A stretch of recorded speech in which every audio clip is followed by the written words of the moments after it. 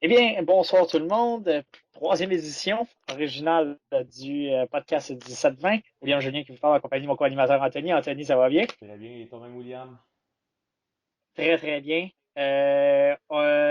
Grosse nouvelle en partant, j'ai envie de vous le dire, même triste nouvelle. On a vu ça aussi, nous on les connaît très bien pour avoir coaché contre eux, les Astérix de l'école Jean-Jacques Bertrand Farnham qui ont suspendu leur programme juvénile pour la saison 2020. Honnêtement, ça vient me chercher parce que Ross Lemke qui préside ça, c'est une légende ici du côté de la rive sud de Montréal, même au football au Québec, qui est quand même très connu. Tes impressions là-dessus? Ben, écoute, c'est vraiment triste qu'est-ce qui se passe vraiment. On peut voir, ça part pas juste vraiment de ce programme-là. Je pense que c'est un fléau vraiment avec les jeunes à cette heure au Québec, pas mal partout. C'est sûr que ça fait plusieurs années que les Astéristes ont une équipe de football qui ont rarement au-dessus de 25 joueurs. On sait que le minimum de joueurs pour se présenter à un match dans le football juvénile scolaire, c'est autour de 20-21 selon la ligue. Mais cette équipe-là était toujours autour de la limite. Puis écoute, évidemment, pas beaucoup de succès qui venait avec ça. Puis là, de voir que cette année, finalement, on n'a pas pu repousser ce qui était pour arriver, c'est vraiment dommage. Aussi, Absolument. euh, puis je lisais l'article aussi justement de La Voix de l'Est, ça parlait aussi de l'équipe à Cowansville qui avait de la misère à avoir 25 joueurs. Je pense que vers quoi est-ce que le football s'en va dans les prochaines années? Évidemment, beaucoup plus de football à 8 et à 9 Ah oui, pour permettre absolument. d'avoir le même nombre d'équipes, mais autant le même nombre de joueurs. Autant sinon, il faudrait commencer à peut-être faire des équipes par région, un peu comme le civil pourrait fonctionner, un peu dans le sens où si tu as 30 inscriptions une année, tu fais une équipe, puis si tu en as 50, 60, tu fais deux équipes, puis tu fais une équipe plus forte, une équipe plus faible pour permettre à tout le monde de pouvoir jouer. Vraiment, je pense que Football Québec, puis aussi les entraîneurs, autant au scolaire, autant au civil, je pense vraiment qu'on va arriver bientôt à voir les jeunes qui veulent plus vraiment participer, la mauvaise pub, la peur des parents. Faut Les commotions cérébrales aussi, qui est un argument majeur contre le football là, présentement. Oui, mais n'importe quel parent qui est moindrement informé au minimum va savoir qu'il y a plus de chances, il y a plus de taux de commotion au hockey ou au soccer que au Ah oui, foot. absolument. Puis oui, je peux comprendre que c'est un sport qui est rough, c'est pas fait pour tous les enfants, parce qu'évidemment, c'est pas tous les enfants qui veulent aller, hey maman, papa, je veux aller jouer au football. C'est normal, on est habitué, c'est le hockey qui domine, le soccer, baseball l'été, c'est correct.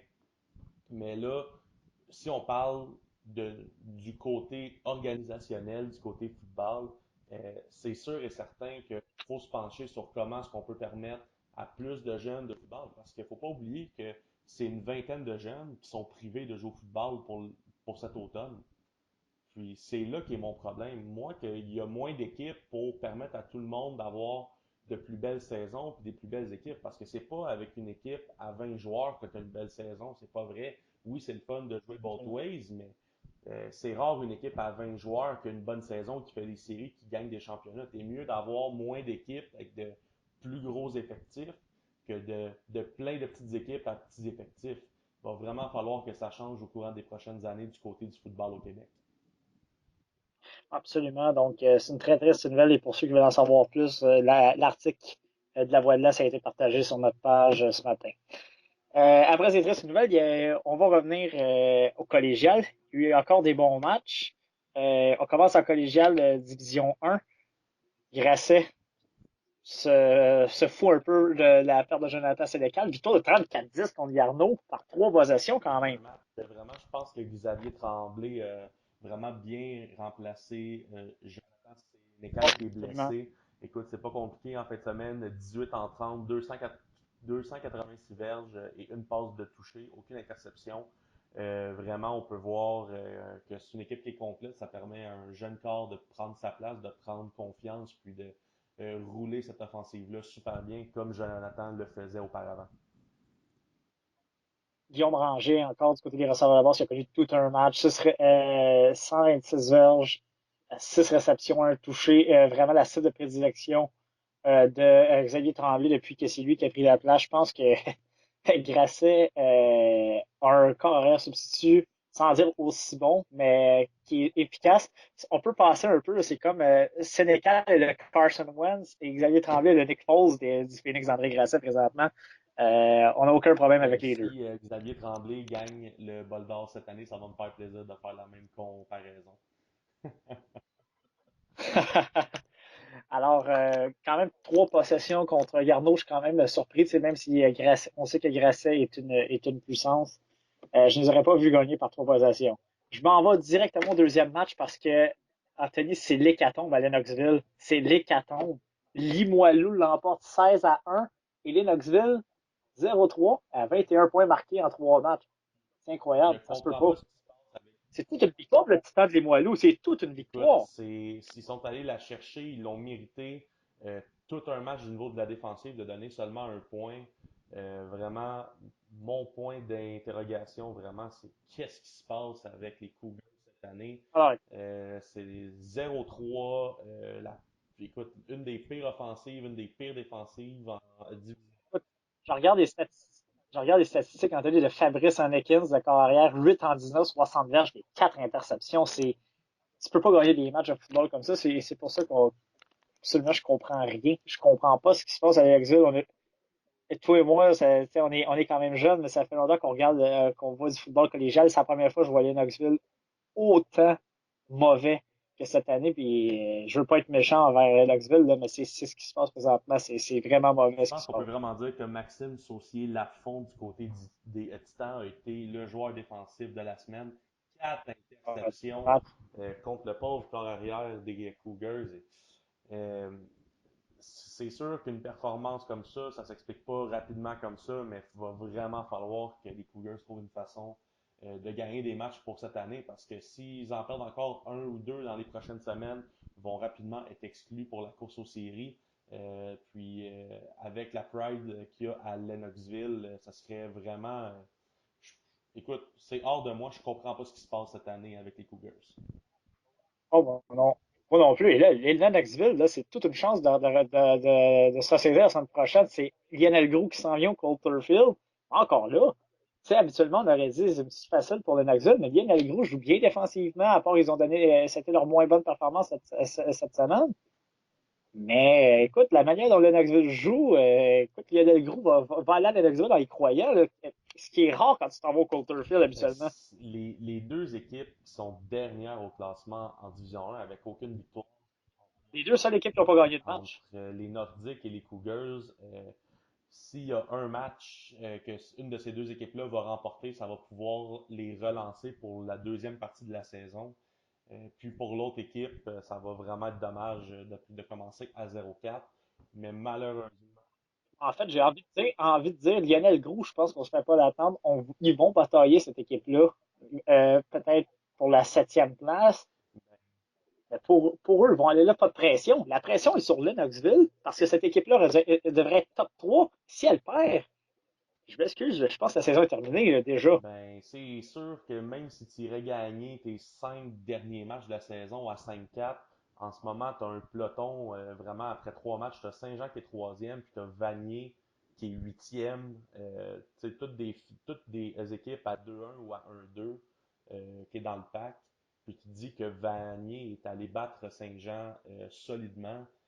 Vraiment, l'équipe qui va perdre ce match-là en fin de semaine entre les Nordiques et les Cougars va vraiment être éliminée, selon moi, là, pour le restant de la saison. Oui, absolument. Et moi, j'en reviens pas. Limoilou, on savait, c'est une équipe, mais elle a à battre Lennoxville. Et surtout qu'ils aient donné qu'un point, c'est méconnaissable. Je pense que Jean-François Jonca doit se poser des sérieuses questions. Là. C'est vraiment, si on retourne à la planche à dessin et on recommence encore, là, c'est ça, semaine après semaine du côté de Pour les Lennoxville. Cougars, depuis plusieurs années, on a attiré des joueurs de Team Québec, autant au niveau des corps arrière que des receveurs. Puis on est habitué de voir au moins un taux de passe au-dessus de 50% à chaque match. 20, 30, des fois même 35 passes en un match, c'était pas un problème pour les Cougars. Puis là, quand je regarde les statistiques justement des corps arrière, qu'on a 8 passes de compléter en 20 tentatives, Ah, c'est ça. clairement, 60 c'est verges. pas ça qu'on a été habitué. Même quand tu regardes du côté des porteurs de ballon, écoute, on a 3 courses. Non, écoute, c'est anémique. Ben, écoute, on a essayé au total au-dessus de près de plus de 40 courses durant le match, puis personne n'a une moyenne de plus de 2,6, excuse-moi, de 5,4, ce qui veut clairement dire on n'est pas capable de passer, on n'est pas capable de courir le ballon. C'est sûr que c'est difficile de gagner quand on attaque, fait absolument rien. Et on donne des points. On a donné 98 points, dont 54 au Vieux-Montréal, le premier match de saison. C'est difficile pour vraiment pour l'instant, une saison oubliée. Mais ce qui est fabuleux avec les Knoxville, c'est qu'on a encore le temps de se rattraper, mais tu peux pas échapper le match contre Lionel Gros samedi. Non, écoute, ça va être le match vraiment qui va déterminer laquelle de ces deux équipes-là va commencer à penser aux vacances tout de suite, puis laquelle qui va essayer de se battre pour revenir dans la course, parce que euh, n'importe quelle équipe qui va gagner en fin de semaine entre les Nordiques et les Cougars va être à 1-3.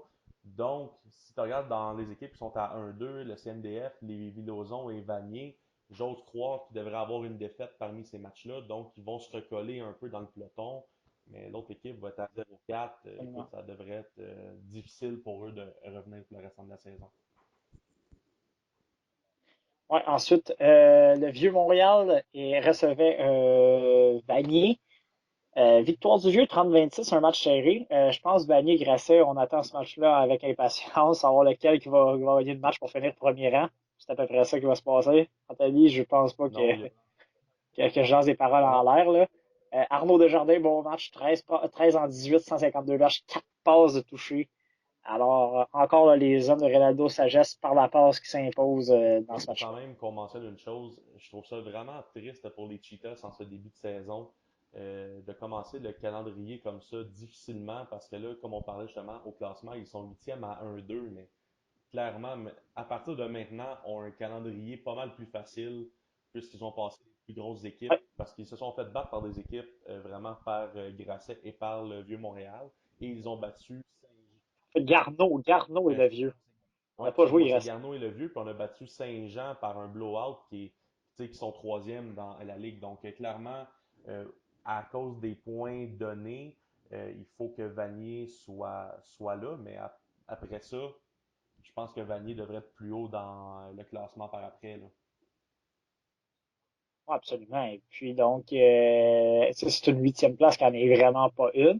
Ça serait vraiment surprenant que Vanier termine là. S'il fallait que Vanier et Lennox passent pas les séries en Division 1, je pense que ça va être une première dans l'histoire. Je pense que les deux en même temps ne feraient pas les séries, deux programmes prestigieux Ça en a plus. toujours été des Euh, puissances. Tu te demandes mais, et c'est qu'ils feraient mais, fait pour en arriver là. ouais, d'un autre côté, on est content de voir de la parité que les autres équipes sont capables de se faufiler. Tu sais, Limoilou, moi, je les avais mis en série, mais là, pour l'instant, allez voir aller. Dans les matchs, ils sont toujours là. Et puis, je pense que cette équipe-là ne sera pas facile à battre. Et je pense que là, avec une pico contre Knoxville, c'est quand même si le Knoxville a un mauvais début de saison, je pense que la victoire de Limoilou, pour eux, c'est une grosse victoire. Ils envoient un message sérieux. Ils sont capables de battre un gros programme Ouais, prestigieux. Là. quand même, mais là, c'est quand même une question de cycle. Je pense qu'on arrive à un moment où ce que les Cougars sont en Oh, reconstruction. Il y a d'autres programmes aussi, parce qu'à chaque année, tu vas perdre des vétérans. mais, mais de là à être 10e à 0-3 avec 21 points marqués, Ah, écoute, il y a des sérieuses questions à se écoute, poser. si on aurait parlé là, 5, 6, 7, même là, 20 ans, puis qu'on aurait dit hey, les Cougars, là, éventuellement un jour, vont commencer une saison à 0-3, personne ne serait cru parce que ça a toujours été un programme vraiment par excellence et modèle, donc vraiment c'est dommage. Puis donc c'est ça. Donc, pour revenir avec le vieux, donc une autre grosse victoire, 30-26. Maintenant, deux équipes invaincues toujours, le vieux et Grasset dans cette division 1. Ensuite, Saint-Jean recevait Notre-Dame-de-Foix. Victoire des Géants 17-9. J'étais sur place. Un bon match défensif en première demi. En deuxième demi, pour la première fois de la saison, j'ai aimé l'attaque des Géants. On a commencé à avoir du rythme. On a marqué un touché. On a vu des belles séquences à l'attaque soutenues. Euh, à la fin du match, quelle prestation encore des hommes de Jean-Philippe Bégin de la défensive. Euh, 4 fois on a arrêté le CNDF à l'intérieur de la ligne de 1 en fin de match, même 5 fois parce qu'il y a eu une pénalité. Alors on a retourné en premier essai du côté du CNDF. Les Géants ont fait du travail colossal pour les arrêter. Nicolas le sort encore, tu sais, il y a eu beaucoup de gens qui n'aiment pas peut-être son attitude, disons-le, show-off. Mais c'est tout un joueur de football. C'est probablement un des meilleurs amis défensifs que j'ai vu jouer. C'est peut-être à le top 5 de la Ligue présentement. Encore connu un gros match avec une interception, plaqué pour perte, a joué tout un match, c'était partout. Et souligner de l'autre côté qu'il y avait Jordan Eppel, contre qui on a coaché, qui jouait avec la Magdalene, le fils de Bruno, qui jouait du côté du CNDF. On a eu un bon match encore de football. Et j'espère, honnêtement, de ce que j'ai vu de l'attaque des Géants en deuxième demi, ça va se transmettre pour le reste de la Puis saison. aussi, c'est que qu'est-ce que j'aime de voir dans les statistiques, justement, du côté de l'offensive des Géants, c'est que Ettore Cassati a fini par lancer 13 passes au total durant le match pour 180 verges. Puis moi, ce que j'aime, Oui, c'est qu'il a réussi à distribuer le ballon à plusieurs de ses receveurs durant le match, à Edouard absolument. Arsenault, à Billard aussi. Donc, c'est quand même plaisant de voir que peut-être que tu aurais aimé en compléter plus de 13 sur ET24, mais au moins c'est un bon signe de voir que les géants sont capables de commencer à passer le ballon. Puis aussi, du côté de la course aussi, on a eu plusieurs porteurs aussi. Donc, au moins, on passe le ballon à plusieurs joueurs du côté de l'offensive. Donc, ça permet à tout le monde de se mettre vraiment en valeur du côté des géants. Absolument. Et j'étais sur place et en première demi, encore, on semblait encore trouver notre identité, trouver notre rythme. En deuxième demi, on est sorti fort, on avait des attaques à soutenues. Quand on a dégagé, c'est parce que soit c'était une erreur, un mauvais snap, cafouillage en charrière ou un gros jeu défensif de la part du CNDF, mais nos attaques étaient plus soutenues. Alors j'espère que ça va donner un souffle à cette attaque. Mais encore le CNDF qui est encore venu se battre. On l'a toujours dit, Marc-André Dion prépare toujours bien ses hommes. Le CNDF était quand même à une possession, arrêté 4 fois les de 1 là. On était près de créer l'égalité. Il aurait fallu marquer le 2 points aussi. On est passé très proche. La défensive des Géants s'est levée au bon moment. Donc, ça a été un bon match de football, malgré la pluie qui s'est arrêtée au bon moment quand même ici à Saint-Jean. Mais on a eu un bon match. Et puis, c'était un match que les Géants devaient gagner autant que CNDF devait gagner. Je pense que pour la bataille, eux, à la fin de la saison, ça va être ça. Ça permet aux Géants d'être troisième quand même. Et je pense que Jean-Philippe Bégin, à ce stade-ci de la saison, doit être content d'être Ouais, troisième. quand même. Puis, je ne sais pas si dans les statistiques, tu peux m'expliquer s'il y a une erreur, mais je vois que dans les porteurs de ballon, Cassati a 13 courses pour moins 33 verges. Est-ce que tu peux Ben, je sais pas si on a compté la mauvaise remise. Il a recouvert un ballon, donc peut-être que c'est ça qu'on a compté. Remise. Il y a eu un jeu truqué également qui match, a il été est à manqué. 13 courses pour moins 33 verges. C'est pour ça que. Absolument, c'est ce qu'on voit, mais ça se pourrait peut-être. Donc, je sais qu'il y a eu à un moment donné une remise très haute, le ballon est recouvert très loin, donc peut-être qu'on a compté. Mais je pense que Cassetta a essayé de faire quelques verges, s'est fait plaquer, donc Non. probablement pour ça qu'on a calculé les courses Puis, à puis ce finalement, moment-là. le dernier match de la fin de semaine, écoute, Oui, écoute, les Faucons, là, honnêtement, à prendre au sérieux. quelle offensive, mais ça, c'est une équipe en deux temps. C'est la meilleure attaque de Mais la la division, meilleure attaque, présentement. mais la pire défensive aussi. 124 points aussi, Donc, oui. on est capable du meilleur comme du pire, mais faut, faut le dire, marque au moins 40 points par match toujours. On est Ah oui, dangereux au absolument. niveau offensif. Je regarde du niveau des carrières, pourtant, Adrien Gay à Lévis-Lauzon, 9 en 35. Oui. Deux passes de toucher, par contre. On dirait qu'à chaque fois qu'on lance une passe, un toucher. Écoute, qu'est-ce qui se passe? 9 en 35. Puis j'ai vu aussi que Justin Quirion, son remplaçant, a 3 en 8. Je suis pas mal sûr qu'on a de la misère à passer le ballon du côté des Faucons. On court très bien, On par court contre. super bien, mais moi je regarde du côté des statistiques des porteurs de ballon de Lévis-Lauzon. Gabriel Leblond, 20 courses, 208 verges, moyenne de 10 verges. Tout un match pour lui. Tous les porteurs ont pas mal autour de Comme plus que ça, 5 verges. Donc vraiment le jeu au sol est excellent, mais 9 en 35 du côté de l'offensive aérienne, c'est quelque chose vraiment là, il faut qu'on travaille là-dessus. ouais, absolument, parce que quand on va arriver contre des grosses puissances, il va falloir également distribuer le ballon au sol. On va avoir des attaques équilibrées parce que ça pourrait nous faire mal. Lionel Gros a quand même marqué 27 points. C'est 3 passes de toucher pour Samuel Cousy, mais 4 interceptions, donc un ratio de -1 128 ici. pour 326 verges. En Complètement. les Mais c'est possessions ça. qu'il a Donc, perdues avec ses interceptions. Puis vraiment, on a un match qui pourrait être vraiment le même score, mais à l'opposé. ouais, absolument. Donc, c'est les revirements qui ont fait mal, là, j'ai l'impression. J'ai comme l'impression que, en regardant les statistiques d'Adrien Gay, qui a 13 courses, 80 verges, également et 2 touchés, j'ai comme l'impression qu'on a eu quand même des bons positionnements sur le terrain à la suite des revirements du côté de Lévis Lauzon. Donc, peut-être pour ça que l'attaque aérienne aussi n'a pas été euh, aussi, aussi Ouais, ben, fracassante que le mentionne score toute une l'indique. performance du côté du receveur de passe des Nordiques, Ricardo Matamba Mutombo. 4 réceptions, 126 verges, moyenne de 31,5, deux touchés. Écoute, c'est ça, c'est ce qu'on appelle avoir un bon match. Moi, je pense que oui. Je pense, une bonne journée au bureau pour M. Matamba Oui. Mutombo. Mathieu Vachon, encore quand même un bon match. 15 courses de 73 heures, un touché pour le porteur de ballon des Nordiques. Donc, les hommes d'Éric Marié qui s'en vont à Lennoxville. Peut-être pour aller chercher une première victoire. Si on se reparle la semaine prochaine, les gros battus Lennoxville vont être à terre. Ben, plus rien ne nous surprend avec les C'est Cougars justement ça cette que j'étais année. parti pour te dire. Moi, j'étais parti pour dire, ah, écoute, v'là quelques mois ou v'là quelques semaines, les Cougars contre Lionel Gros à la semaine 4. Les On s'attendait à un battent blowout. 50 points, pas de problème. Mais écoute, ça pourrait être un match pas mal serré, je crois.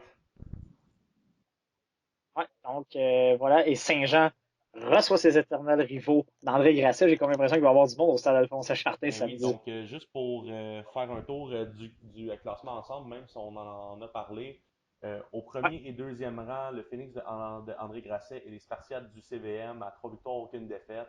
Donc, c'est les points contre au niveau défensif qui donnent un avantage pour le Phoenix de Grasset. Ensuite, plusieurs égalités en troisième, quatrième et cinquième place entre Saint-Jean, Garneau et Limoilou à 2 victoires, une défaite. Ensuite, de 6e, 7e, 8e à une victoire, deux défaites, le CNDF, les Faucons de Lévis-Lauzon et les Cheetahs du Cégep de Vanier. Et comme on disait, en 9e et 10e place avec 0-3, les Nordiques et les Cougars. Deux bons affrontements en fin de semaine. Vanier et les Villosons, justement, qui jouent un contre l'autre. Ça peut déjà être un match baromètre ici. Et Garneau, le vieux qui est à Garneau, veut sans doute prendre sa revanche à la demi-finale de Je vais l'an en, dernier. Je pense que le je vais vieux, en là, c'est le parler. cœur. CVM à Garneau, tu prends pour qui?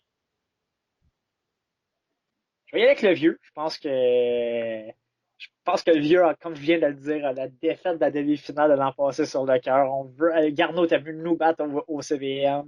On veut aller battre Garneau chez eux. Je vais y aller avec le vieux dans un match serré, là, je dirais par une Pour moi, je vais y possession. aller avec la première défaite cette année du CVM. Je vais y aller avec les Zéros de Garneau. Écoute, Oh! c'est un match qui est disputé à Québec, à Garneau. Ça C'est va le être tout un CVM match. qui se déplace. Pour les raisons que tu as mentionnées pour le bol d'or de l'an dernier, moi j'y vais avec les élans par une possession. Ça va être un match serré. Ça va être tout Aucun un doute match. là-dessus. Je serais très surpris qu'on arrive lundi, que ce soit encore 54-0 pour le vieux, comme ce qui est arrivé contre le Knox. Là, je serais vraiment à bas sur 10. Je m'attends à une possession. Je vais y aller avec le vieux. Je pense qu'ils ont quelque C'est chose toujours à défendre. plus intéressant quand on ne prend pas pour la même équipe pour un match. Donc, Ouais, je pense que les 5 matchs là, en fin de semaine sont intéressants. CNDF qui est à Limoilou, c'est le CNDF qui pourrait passer dans le top 5 avec cette victoire. Je vais y aller avec Limoilou quand même. Je pense que c'est une grosse victoire qu'ils sont allés chercher contre Lennox. On est motivé, on est chez nous, on veut, on joue le vieux Montréal la semaine prochaine. Je pense qu'on veut, on veut pas s'en aller tout de suite. On voudrait être 3-1. Je pense que c'est un gros match pour les Titans. Je pense que ça va être un match serré, là, peut-être même par un placement. Je vais y aller avec des Titans si pour ce je te match-là. disais pour ce match-là que le CNDF était pour gagner ce match-là, puis que les deux équipes, après 4 matchs, seraient à égalité à 2 victoires et 2 défaites, comment tu le sens? Ah, Comment tu le sens? ça serait incroyable. Ben moi, je me sens incroyable. Donc, j'y vais avec le CNDF en fin de semaine. Écoute, juste pour la simple et bonne raison qu'une victoire du CNDF, ça viendrait mettre les deux équipes à 2-2. Ça serait après ça une course ensemble jusqu'à la fin de la saison pour déterminer au Ah, classement. absolument. Et c'est ce qu'on attendait également en début de saison, que ces deux équipes-là se battent pour peut-être même les 6e, 7e, 8e place dans Ouais, la puis écoute, division. s'ils ont des bonnes fins de saison, on pourrait même se battre pour la quatrième puis cinquième place, on ne sait pas.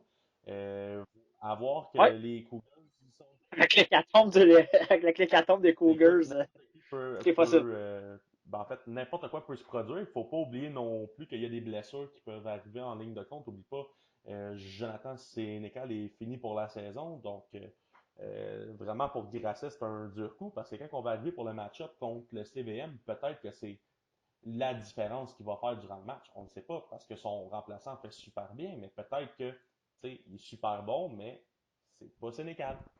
Donc, Absolument. Il n'a jamais connu la pression d'un match entre le vieux et André Grasset non plus. ensuite, on y va avec les Cheetahs contre les Faucons de Lévis-Lauzon.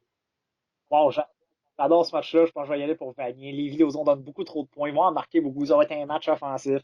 Je pense que Vanier, tu sais, qui vient de jouer quand même un bon match. On a seulement perdu par 4 contre contre le CVM.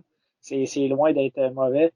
Je vais y aller avec les Cheetahs par 10 points. Écoute, il y a beaucoup de fans de football qui vont me dire ça prend des défensives pour gagner des championnats. Je suis d'accord, mais si ta défensive donne pas de points et que tu n'en marques pas, c'est nul qui est 0-0. Moi, cette offensive-là des Faucons m'impressionne. Je vais y aller avec les Faucons, moi, par Sûr. deux possessions. Ils vont marquer Wow! 30-40 points, puis je pense pas que Vanier va être capable de les arrêter. C'est quand même, ça serait une grosse victoire pour les Faucons qu'on n'attendait vraiment pas là cette année. Je pense que tu les avais placés même dernier, ça se peut-tu, en début Les de Faucons de saison? Lévis-Lauzon, j'avais placé avant-dernier, mais quelle offensive! Quelle offensive! Ouais. Moi, j'ai Ouais. Et c'est ça que tu avais dit. Fais-nous mentir. Fais-nous écoute, mentir. les Faucons, pour que je prenne contre Vanier, qui est une de mes équipes préférées. Écoute, parce que moi, dans mes deux équipes préférées, je dirais pas c'est qui l'autre pour garder un suspense, Vanier. Mais sauf que Vanier est dans mon top 2.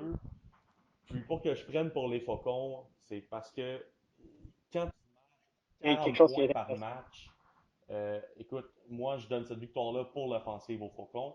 Puis si Vanier va gagner ce match-là, je vais pas pleurer loin de là. Inquiète-toi pas pour moi. On ne sera Donc, pas surpris.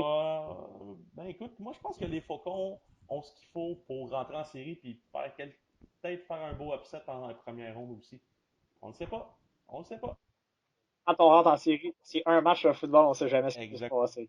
Euh, Grasset à Saint-Jean, je vais y aller avec Grasset. C'est la rivalité, mais je pense pas. Je pense que Saint-Jean va faire. À moins que l'offensive des Géants joue comme en deuxième demi, ils soutiennent ses attaques et tout. On pourrait avoir un bon match. Je pense que Grasset est trop fort, a trop de profondeur pour Oui, Saint-Jean cette année. absolument. Moi, je vais par Grasset par au moins une possession, peut-être deux. Je vois pas les géants être capables de les arrêter. Mais quand même, c'est un match à Saint-Jean, c'est à domicile, devant la foule du Oui. stade. La défensive des Géants qui fait bien, à part tu sais, comme le carnage contre Vanier, mais tu sais, la défensive était surtaxée, quasiment passé son temps sur le terrain dans ce match-là. La défensive des Géants joue un bon match et l'attaque peut produire vraiment plus que 17 points dans un Quand match. même. On pourrait avoir quelque chose d'intéressant, mais je vais y aller avec le Phoenix. Il y en a le gros contre le Lennox. Est-ce que ça va être 0-4 pour le Lennox? Moi, je vais avec, écoute, je vais y aller avec les hommes d'Éric Marié. Je vais avec, je vais Tu avec les vas avec Nordiques. les Nordiques. Ouf. Ouais, par un touché. J'ai comme l'impression que Lennoxville est assommé. Écoute, moi personnellement, je vais y aller avec les Cougars pour ce match-là. J'ai pas le choix d'y aller contre un programme que j'ai. Es-tu vraiment confiant? Es-tu Tout vraiment est possible. confiant? Tout C'est est ça la question. possible. Écoute, je te mettrai pas un bon vieux 2 sur les Cougars, mais écoute, je vais les prendre avec mon cœur. Écoute, moi, je vais y aller avec Lionel Gros. J'aime bien Eric Marié. C'est un bon gars, c'est un bon entraîneur. Je vais pour l'upset. Autant que toi, t'en as pris un avec tantôt. Je vais y aller moi aussi, mais je serais vraiment pas surpris que les Cougars gagnent. Ils n'ont pas le choix même de gagner, je dirais. Alors, je vais prendre Lionel Gros pour mettre de la pression sur les réseaux et gagner ce match-là. Voilà ma réponse. Parfait. Donc, ça, c'est ce qui clôt notre segment pour la D1. On s'en va en D2.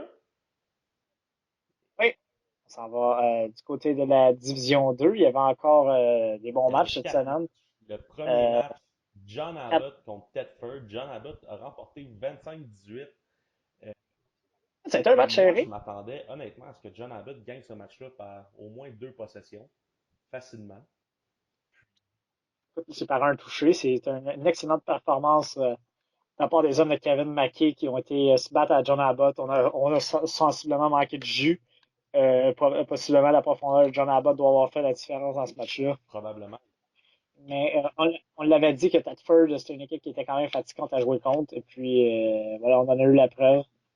John Abbott qui doit souffler présentement d'avoir gagné ce match-là pour permettre de garder sa fiche immaculée de 2-0 au deuxième Quand rang de même la pas un Ligue. match dominant du côté de l'offensive des Non, Highlanders. Elijah Williams a couru 24 fois avec le ballon pour 143 verges, un touché, moyenne de 6 verges.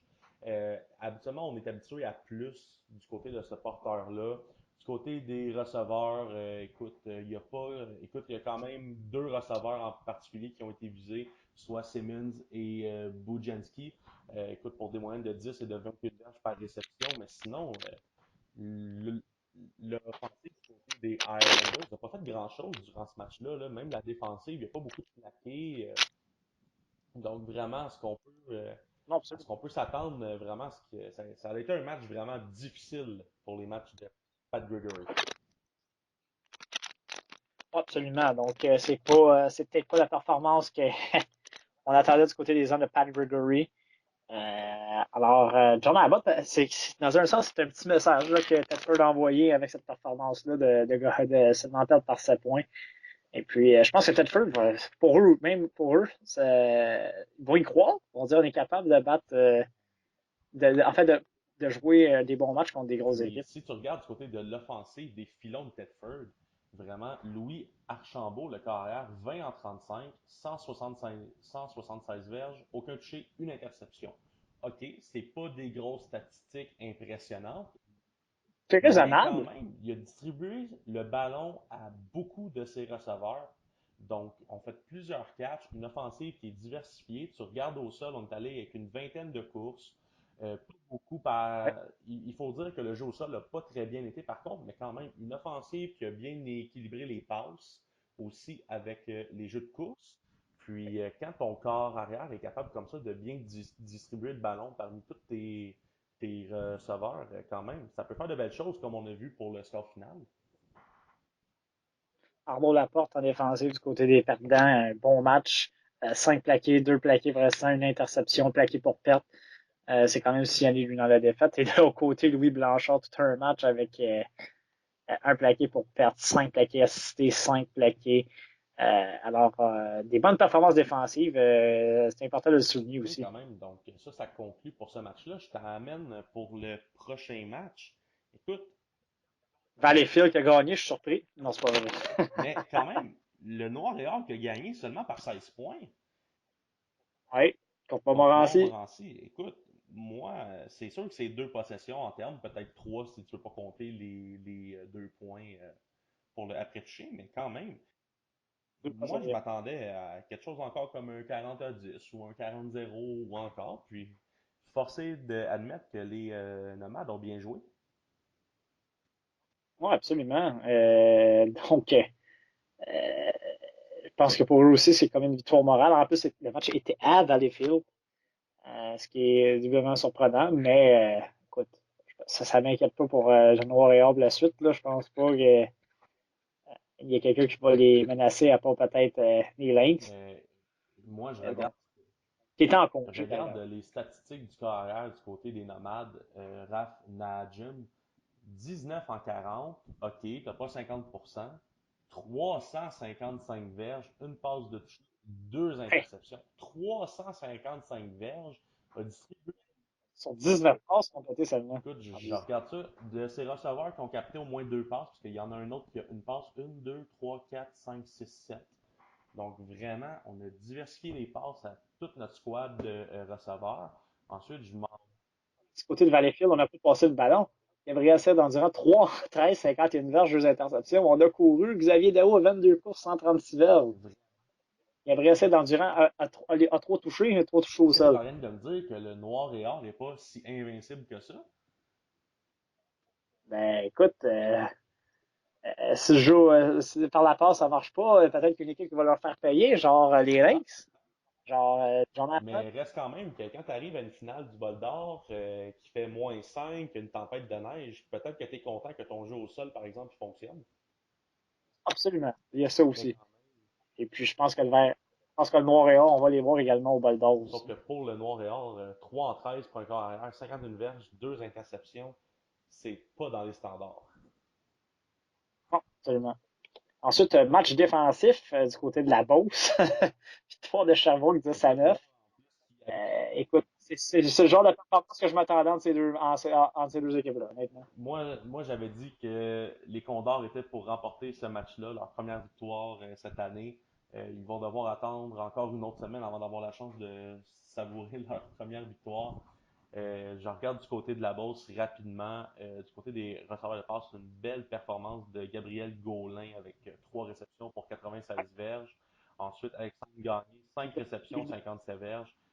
On a complété 13 passes, mais on n'a pas diversifié du côté des hommes de Marc Loranger. On a diversifié vraiment à 3 receveurs sur nos 13 passes sur 30. Euh, du côté du jeu au sol, ça a bien été pour Jérémy Desmeules, qui est le corps arrière, qui a couru 20 courses pour 112 verges. Donc vraiment, le corps arrière qui a pris vraiment ses jambes à son cou, si on veut, pour cette expression-là. Puis du côté de la Beauce, vraiment, si c'est ton corps arrière qui a le plus de verges au sol, va vraiment falloir que cette offensive-là se diversifie plus que ça. Parce que je regarde l'autre porteur qui est Raphaël Fortin, qui est leur porteur partant, 18 courses pour 29 verges. Là. Vraiment, quelque chose, Alors, c'est il y a décevant. quelque chose qui ne fonctionne pas avec la ligne offensive ou avec les schémas de jeu. Mais quand même, du côté défensif, du côté de la Beauce aussi, Joseph Sauvé avec 8 plaqués quand même. Un très bon match pour lui. Mais ça m'amène quand même, tu ne peux pas gagner un match quand tu as passé à 3 receveurs, même si on capté 3, 4 et 5 passes. C'est difficile pour cette offensive-là, clairement. Alors, c'est ça, exactement. L'autre équipe marque 10 points, il gagne le match. C'est pas, ça, on voit que l'offensive n'a pas produit. Juste, porter ton attention, un petit gars d'ici, qui a joué pour les Oursons de PMS, Jérémy Duchesneau, 8 plaqués dans ce match-là du côté des volontaires de Chavaux. Donc, on va saluer cette performance.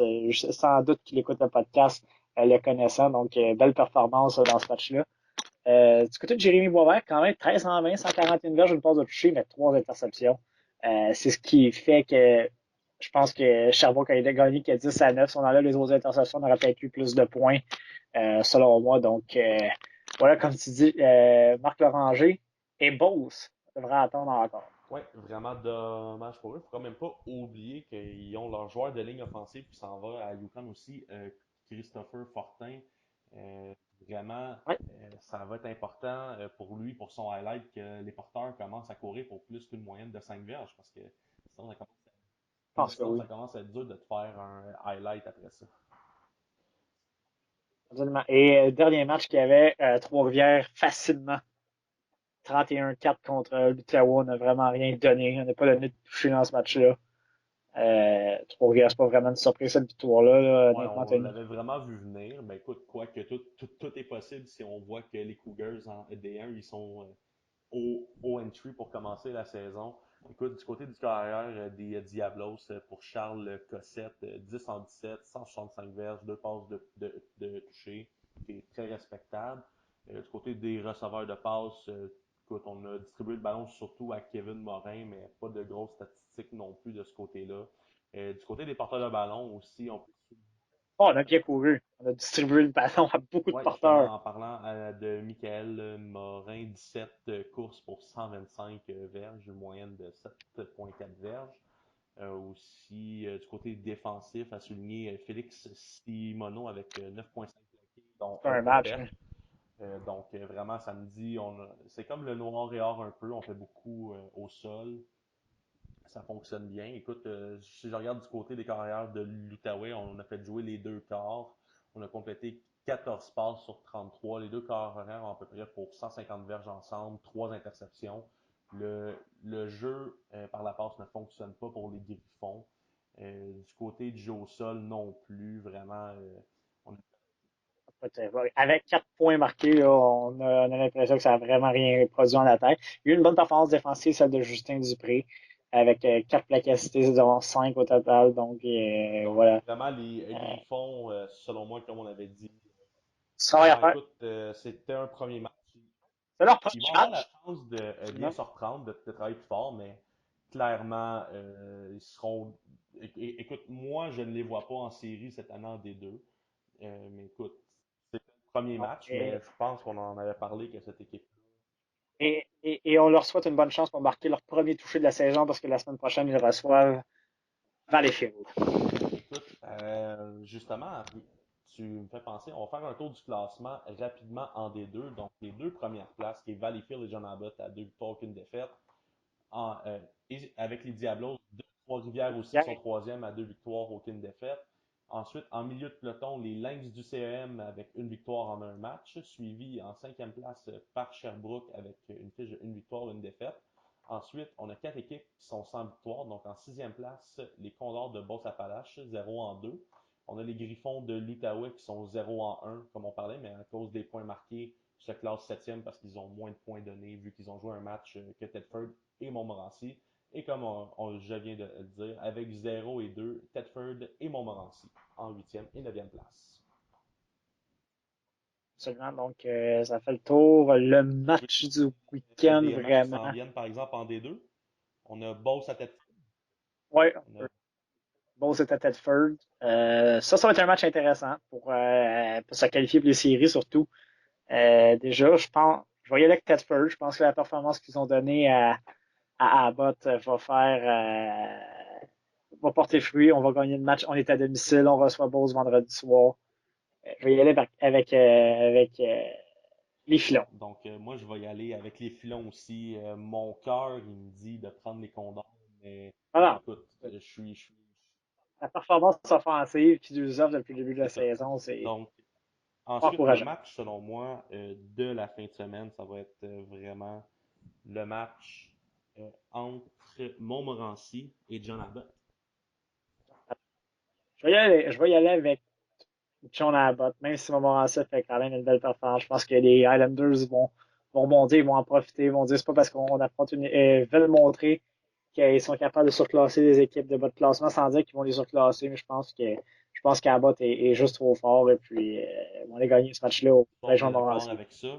Les Lynx s'en vont à Sherbrooke visiter les volontaires. Une victoire sur la route pour les Lynx. Absolument. Facile. Facile. Écoute, moi, je m'attends à une victoire par une possession par les Lynx. Je ne m'attends pas à une victoire facilement acquise contre les volontaires.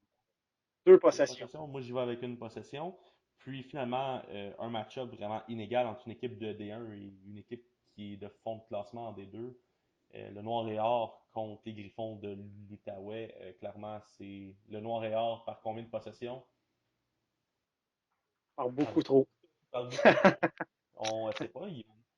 Ah, ben, je dirais par trois, quatre possessions certains, là, sans rien enlever au Ottawa. Je pense que c'est une équipe qui est en reconstruction avec un nouvel entraîneur-chef.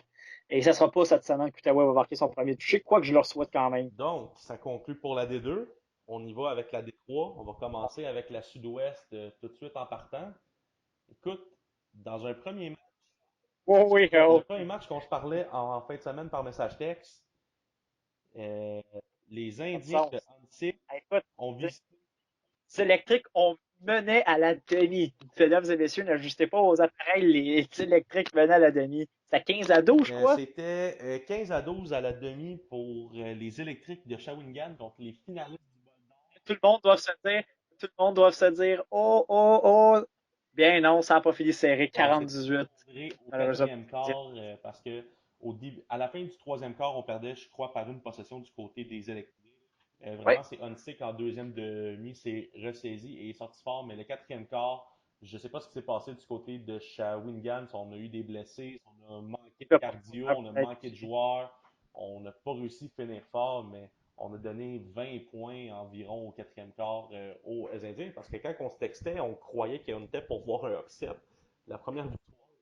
écoute, ça aurait été tout un, là. C'était tout un. Les finalistes du Bol d'Or, encore une équipe favorite cette année pour y retourner. Ça aurait été toute une victoire. Écoute, l'onde de choc dans la ligue. Mais écoute, ça leur a envoyé tout un message, mais Coach Gianluca aurait eu des cheveux gris. écoute, moi je sais pas, mais tant qu'à virer les cheveux gris, moi j'aurais perdu les cheveux, je pense. Je pense que oui aussi. Donc, dans le deuxième match. Ben, malheureusement, c'est pas de bonne chance aux Électriques, mais pour eux, je pense qu'ils vont bâtir sur le positif de cette première demi. Ils ont mené contre les Indiens. Pour eux, c'est une victoire morale. Et là, ça va être ça d'aller attaquer. T'sais, il n'a pas perdu par beaucoup contre Drummondville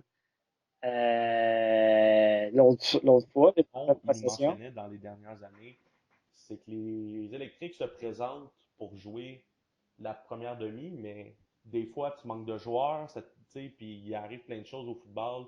Donc, c'est toujours la deuxième demi qui est difficile pour les hommes de Guy Bergeron.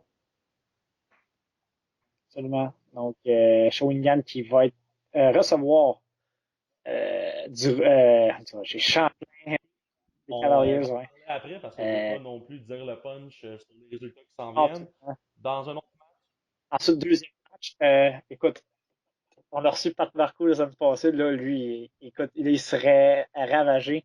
La Nodière qui l'emporte par 50 points. Qu'est-ce qui s'est passé victoire à de Palier? 57-7 des Triades sur les voltigeurs. Euh, À quand, sac. écoute, quand on a reçu Pat Marcoux en entrevue la semaine dernière, Pat nous parlait justement que c'était important de s'améliorer, de prendre de l'expérience et tout ça. Écoute, forcé d'admettre quand même que Charles Picard, la carrière de Lanaudière qui a défoncé Drummondville. Seulement 15 passes tentées, mais on a complété 12, 211 verges, mais 5 passes de toucher. écoute, clairement, la tertiaire des voltigeurs et c'est pas présenté. Ah, écoute, Alexander Fox, Alexander Fox, sans dire qu'il a eu du plaisir, mais là, écoute, c'était peut-être pas le match le plus difficile qu'il a dirigé de sa jeune carrière au niveau collégial. C'est plate à dire pour Drummondville, mais là, cette défaite-là par un Les porteurs massacre de ballon du côté des monstre. triades, Vraiment. écoute, trois porteurs avec une moyenne de 10 verges. Un porteur a 8 courses, les deux autres ont 4 courses, tout au-dessus de 40 verges, une moyenne de 10 verges. Clairement, on n'a pas été capable d'arrêter l'offensive des triades durant ce match-là, puis on a donné des longs jeux. Là. Ouais, juste mentionner du côté, un autre ancien des Oursins de Marcel Landry qui a joué du côté de Drummondville, Samuel Thibert, faisait Martin. Quand même deux retours. Sur les bottées d'envoi, quand même deux retours sur 61 verges, qui est très, très, très respectable. 3 en 36 sur les retours de bottées de dégagement, sur les bottées d'envoi, 4 en 61. Donc, quand même une bonne performance en tant que retourneur. Et a participé à eu deux plaqués dans le match. Euh, donc, on va souligner ça. C'est quand même des victoires morales. Je pense qu'il peut être fier de sa faveur sur les unités spéciales. Donc, il n'y a rien, y a rien de mal de jouer sur les unités spéciales, qui est une facette très importante au football. Honnêtement, on peut avoir une grosse carrière sur les unités, en étant joueur des unités spéciales. On salue aussi le père, justement, à Samuel, qui est Martin, qui se présente dans la circonscription de Saint-Jean Oui, pour les bonne chance. conservateurs, puis aussi qui Candidat est entraîneur adjoint ça de avec bonne les chance. voltigeurs aussi. Qui était, ben, qui a dû quitter ses fonctions pour la campagne électorale, je coachais avec lui à Marcel Landry. C'est lui qui est venu me chercher. Il a finalement a dû lâcher tout ça pour on comprend, hein, pour une autre carrière, c'est éreintant, une campagne électorale, j'en ai fait une l'année dernière. C'est pas facile. Donc, on souhaite bonne chance à Martin. On salue Sam qui nous écoute à chaque semaine, me texte à chaque semaine pour dire que c'est un fidèle du podcast. Et en On, terminant, c'était un bon match, on le savait, on s'en attendait entre Saint-Hyacinthe et Saint-Lambert. Ton ancienne équipe qui l'emporte 23-15. clairement, c'est toujours difficile de jouer contre les Cavaliers. Je ne sais pas qu'est-ce que les Cavaliers, Surtout à Saint-Lambert. mais je ne sais pas qu'est-ce que les Cavaliers ont, mais à chaque fois qu'ils arrivent contre les lauréats sont incapables de vraiment de gagner par deux, trois possessions comme ils sont capables de le faire contre certaines équipes. Les Cavaliers, à toutes les fois, il y a comme une rivalité entre Saint-Lambert et Saint-Hyacinthe. C'est quelque chose d'inexplicable. Je regarde du côté de Vincent Boyer, du côté 14 en 29, 160 verges, 3 passes de toucher, 2 interceptions. Et aussi du côté Ouais. des receveurs de passes, on a bien distribué le ballon, surtout entre Jimmy Como, Oumar Touré et David Amani. Donc, clairement, une belle offensive qui est diversifiée. Ce sont les trois receveurs quand même assez dangereux du côté des lauréats. Et du côté des porteurs, Adrien Guay qui s'est remis d'une blessure sévère l'an dernier avec 20 courses, 79 verges, moins de 4 verges. Il faut être capable d'aller chercher au moins 6-7 verges par portée pour être dominant. Quand même, tout un retour pour lui. Il est en santé, capable de prendre beaucoup de reps. Des bonnes nouvelles. Absolument, donc en terminant avec le Oui, classement. donc j'y vais tout de suite avec le classement. Je vais juste replacer mes feuilles comme du monde. Donc, en première place, les lauréats, 3 victoires, aucune défaite.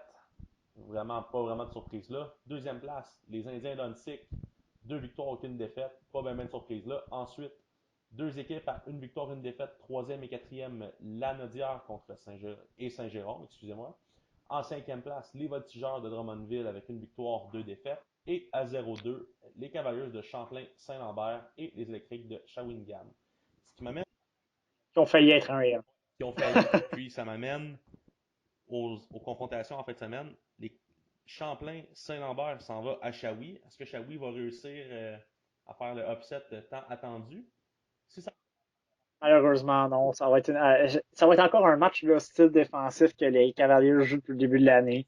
Un genre là, de 15-12 en faveur de Champlain, mais je pense qu'encore on va manquer de ressources du côté Ah, je des suis d'accord avec électriques. toi. Je vois pas comment est-ce que Saint-Lambert peut perdre ce match-là. Puis dans le deuxième match qui est présenté, le match pour la troisième place. Écoute, les Criades qui visitent les cheminots du cégep de Saint-Jérôme, je pense que les... Je vais y aller avec le Nodière. Hein. Je pense que la victoire éclatante de la fin du week-end dernier fait tout son sens. Donc, je vais y aller avec les triades par deux Bon, oui, possessions. on est d'accord là-dessus. Donc, ça m'amène à la section nord-est de la Détroit. Donc, Oui. Et juste partir, on fera pas peur au monde, mais Jonquière n'est pas premier encore. écoute, Victoriaville est premier, La Pocatière est deuxième, puis Jonquière est troisième. Si les séries commenceraient ce soir, les Gaillards n'auraient pas de match à domicile, mesdames, messieurs. Non, il l'eût Qui l'a cru. cru, écoute. Premier match, belle victoire des Cougars de Chicoutimi, 36-16 contre les Pionniers de Rimouski.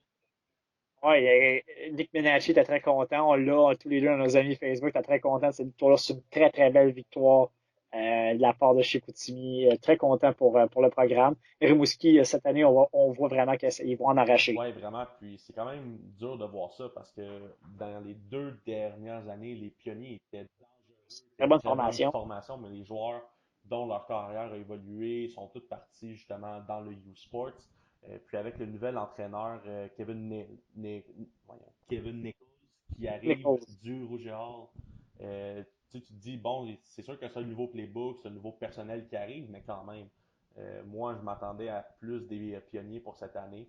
Donc, quand même assez décevant jusqu'à présent, mais la saison n'est pas finie. Il reste encore beaucoup, beaucoup de football à jouer. Dans le deuxième match, écoute, Donc, l'emporte la Pocatière. 26-8, un bon quand même match. surprise parce que la Pocatière, quand même, aurait pu causer un upset puis battre les Vulcains. Quand même. Oui. Et la Pocatière qui était à 2-0, la seule équipe qui était encore invaincue dans la ligue. Grâce à leur victoire dans un gros match contre Jonquière. Il n'y avait pas eu de match. mais, quand même, Victoriaville l'on voit vraiment, comme je le répète à chaque semaine, Stéphane Larivard fait un bro colossal. On reçoit Rimouski la semaine prochaine. C'est le match du 50e du Cégep du côté de Victoriaville. On va en parler après. Mais ça s'enligne bien. Je pense que Victoriaville, là, honnêtement, peut viser le top 2. Je pense que cette grosse victoire contre la Pocatière va faire du bien. Et je pense que c'était déjà un match baromètre pour la saison. Jonquière est en congé, donc c'est pour ça qu'ils sont au troisième Écoute, rang en tête. j'aimerais juste souligner durant le match entre les Vulcains et Ouais, les Gaulois, il y a eu des performances au niveau de la défensive quand même. absolument, des Écoute, bonnes performances sélectif défensives. des Parle-nous séries un du peu. côté des Vulcains, 11 plaqués, un assisté, Cat. 11,5 plaqués, 3 pour perte. Quand même, tout un match pour lui. Ensuite, on transfère du côté des Gaulois. Antoine de Lille, 15 plaqués solo, 3 assistés, 16,5 pour lui. Écoute, ces gars-là ont dû avoir une bonne nuit de sommeil après. Absolument. Donc, c'est toujours le fun de souligner des bonnes performances défensives, même si on est deux gars d'attaque. C'est toujours le fun de voir que les défensifs peuvent signaler. Et Ça fait que c'est quand même un bon pointage à 26-8, là, 34 points marqués dans ce match-là. Mais comme je le disais, grosse victoire pour les hommes de Stéphane Rivard. Qui s'en va du premier rang de la division. Amène justement au classement en première place à double égalité avec 2 victoires, une défaite, Victoriaville et les Gaulois de la Pocatière. Ensuite, en troisième place et en quatrième place à égalité avec 1 victoire, une défaite, Jonquière et Chicoutimi. Écoute, c'est sûr que Jonquière ont un match de jouer en théorie, mais écoute, une défaite, c'est une défaite. C'est ça qui arrive quand tu fais des niaiseries. Tu fais le tata. Puis en cinquième place, avec aucune victoire en 2 matchs, les pionniers du cégep de Rimouski. Donc, c'est pas mal ce qui a conclu pour le tour du collégial. Alors, les deux matchs en fin de semaine. Jonquière est à Chicoutimi On va trop vendredi. vite. Les deux équipes sont, les deux équipes sont une et une. Jonquière à Chicoutimi. Est-ce que Chicoutimi va être troisième dernière semaine? Bien non. Malheureusement, Jonquière va l'emporter. Sans rien enlever à notre ami Nick Menahachi. Malheureusement, les Gaillards Ouais, sont trop forts. je pense aussi que Jonquière va gagner ce match-là dans le. Et je vais avec Victo contre Mouski. Ouais, écoute, je pense aussi que Victoriaville devrait être capable là, de gagner ce match-là. Match du 50e, j'en parlais, match du 50e du Cégep. Il y a beaucoup de promotions en ce moment pour le faire. S'il y en a qui sont dans le coin de Victoriaville ou qui veulent aller voir quand même un bon match de football, allez-y. C'est au Stade Yvon Paré, donc 50 ans du Cégep de Victoriaville Vulcain qui reçoivent Rimouski pour l'occasion. Alors, c'est ce qui complète notre premier segment, le premier essai. On va faire une courte pause, Anthony. Au retour, junior, senior, U-Sports et le juvénile, ça commençait enfin. Et on va parler de division provinciale et un peu du régional ici parce que on le connaît, donc on vous revient. Alors, on est de retour au 17 avec notre fameux segment le Blitz. Anthony, on s'en va au U-Sports. Pas bien été pour Concordia. Écoute, ils n'ont pas été chanceux. Ça n'a pas été un mauvais match de leur côté, mais quand même, faut avouer que si tu n'es pas capable de profiter de tes opportunités, tu vas le payer, surtout contre Laval. C'est pas compliqué. 41-6 pour le Rouge et Or. Ouais, donc c'est pas vraiment une surprise. On s'attendait à ce genre de résultat. Donc, du côté du US Sports, attends, et c'est ça, dans Attends, l'autre match, Montréal, quelle performance pour ton bon ami Louis-Philippe Simoneau, le joueur de la semaine sur les unités spéciales, avec toute une performance. Ça a pris des bottées. Honnêtement, Dimitri Morin m'inquiète. écoute, oui, un gros props à un de mes chums, Louis-Philippe Simoneau, 6-6 en fin de semaine, a battu C'est pas le plus compagnon ont battu le d'histoire. record qui revient d'un cancer récemment. Vraiment inspirant pour tout le monde. Pour qu'est-ce qui est de l'offensive, vraiment, quand tu as 6 placements, c'est qu'il n'est pas capable de convertir dans la deuxième moitié de terrain. Euh, Écoute, je connais pas l'effectif en ce moment au Carabin, mais est-ce que Moran est la solution si ça ne se replace pas? Parce que en fin de semaine, c'est Laval qui s'en vient. Oui, c'est ça, absolument. C'est le gros match, 14h samedi, sur les ondes de TVA Sport. J'ai l'impression qu'il va y avoir beaucoup de monde qui vont regarder ce match-là. Mais je vois beaucoup sur Internet, beaucoup de gens qui suivent les Carabins, qui en veulent à Dimitri Morin, qui disent qu'il doit se replacer. Dimitri, j'ai un message pour toi. J'ai un message pour Dimitri, tu sais, mets peut-être un peu ton égo de côté, commence à te concentrer parce qu'il y a beaucoup de monde qui t'en veut. T'es un super bon carrière, un des plus talentueux que j'ai vu, même Dimitri Morin. Mais si Montréal aspire à gagner la Coupe Dunsmore, même la Coupe Vanier cette année, ça va prendre un peu plus de Dimitri Morin. Même si ses chiffres sont pas mauvais, mais ils sont pas aussi percutants qu'on aurait pu le croire. Parce que là, pour l'instant, Sam Chenard à Laval semble surpasser. Genre. Moi, clairement, Dimitri Morin a été considéré comme étant un des meilleurs corps à sortir au niveau du cégep pour aller justement avec les Carabins. Le Euh, meilleur de l'histoire des géants, le meilleur de l'histoire de la Division 1, le meilleur de l'histoire de la Division 2. Écoute, moi, je suis sûr qu'il n'est pas à sa première année dans le programme. Il est à sa deuxième ou troisième année, je crois, si je ne me trompe pas. Vraiment, d'un carrière de deuxième, troisième année qui est un vétéran, tu t'attends à plus. Mais s'il y a un gars qui a le talent pour replacer les Carabins, c'est ce gars-là. Mais il faut que Dimitri reste concentré, il garde son focus sur les bonnes choses, puis continue à travailler fort. Tu parlais aussi de Samuel Chénard du côté des carrières. du Rouge et Or. Lui, ça fait 4 ans qu'il attend son tour. Lui, il était prêt à embarquer. Donc, je Ouais, m'attends absolument. pas à une grosse différence du côté de Laval, mais c'est pas Hugo Richard. Donc, je me disais peut-être que cette année, les Carabins seraient capables de causer un upset et d'aller remporter la Coupe Dunsmore contre le Rouge et Or, mais force est d'admettre que quand je regarde comment ça se présente en ce moment pour les Carabins, je pense que le Rouge et Or il va encore gagner pour cette année. Et ça va être un match serré en fin de semaine. Là, on s'attend pas à un carnage d'un côté comme de l'autre. Donc, Ces matchs-là sont toujours encore intéressants, c'est toujours des pointages super serrés, c'est et jusqu'à. super bas, souvent super bas aussi.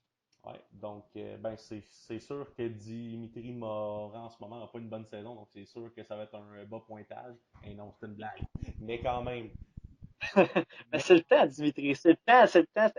Tous les projecteurs vont être là. C'est le match Montréal-Laval, le premier de deux. Toi, tu fais lancer ta saison, c'est maintenant. parce qu'il ne faut pas oublier une chose non plus, c'est que l'équipe qui va perdre ce match-là pourrait se retrouver à égalité avec McGill éventuellement aussi. Donc, il ne faut pas oublier non plus que c'est pas joué tant que c'est pas joué. Puis si les Carabins allaient jusqu'à perdre leurs 2 matchs, puis qu'ils venaient contre le Rouge et Or, puis qu'ils venaient à perdre un match qu'il ne faudrait pas, ça pourrait faire beaucoup de dommages. Oui, absolument. Donc, c'est ce qui fait le tour du universitaire. Alors, je vais juste terminer avec le classement pour en parler parce qu'on en parle un peu là, du juvénile Division 1 et Division 1B. Donc, la Division 1, après 2 matchs, 3 équipes à égalité en tête. On sait que Charlemagne est maintenant rendu dans la grosse ligue provinciale, donc Division 1. Toujours, donc, Séminaire Saint-François avec 2 victoires, aucune défaite.